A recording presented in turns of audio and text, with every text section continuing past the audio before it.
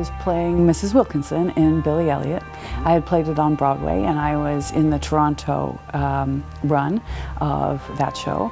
And I was watching the news in February 2011, and the whole Arab Spring was happening.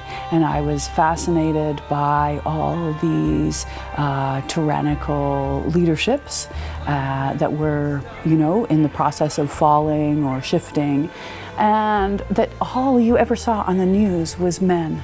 Like, it was always men. These men were surrounded by men. And I was like, where are the women? I know these guys are married. Where are their wives? What kind of influence do their wives have over these kinds of leaders? What is the influence that's in the bedroom? What is the influence that's at the dinner table? And how do these men relate to their daughters was the other question that I had. So just basically, where are the women? And I didn't feel like I could write that play. That was not a play for me to write. So I looked for some example in my own history of that kind of situation. And I stumbled across Henry VIII, right? And then started to look at his wives. And then I stumbled across Katherine Parr. And there was, at that time, Katherine Parr was just appearing in the zeitgeist. It was like it was happening. There's an amazing historian named Janelle Miller, who is a PhD at Chicago, University of Chicago, and has written innumerable texts about Elizabeth I, and she was just publishing the complete works of Katherine Parr in May of that year, and I started writing in February.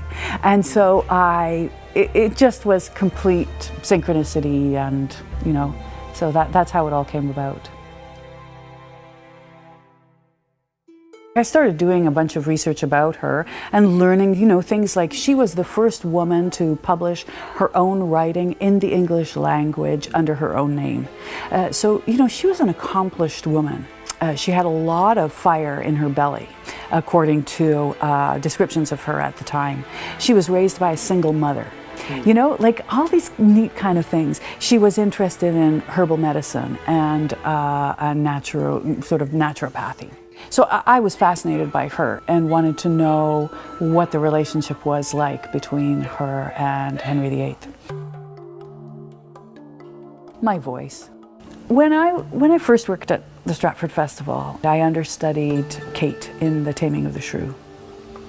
And I thought, okay, if Shakespeare wrote characters like this woman who was full of vim and vigor and she didn't mince any words, I was like, okay, if Shakespeare wrote those characters, those kinds of women had to be around at that time.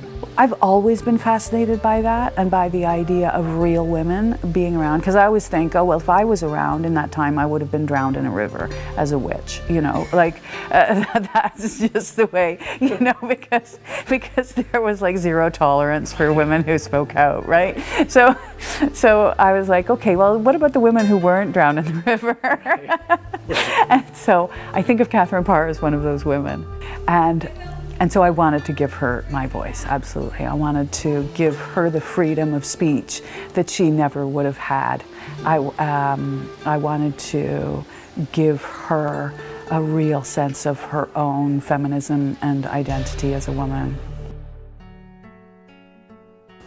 We, as a culture, a North American culture, feel that women have equality. And I'm pointing out, it's my raison d'etre, if you will, to point out that that is not the case. And I think that the election of Donald Trump and the non-election of Hillary Clinton just shows, and this has nothing to do with my politics, it shows that the glass ceiling is still very firmly in place. That's all. I think it's a really, really complex discussion. But I hope that the plays open up that discussion and open up this sense of generational possibility, political possibility.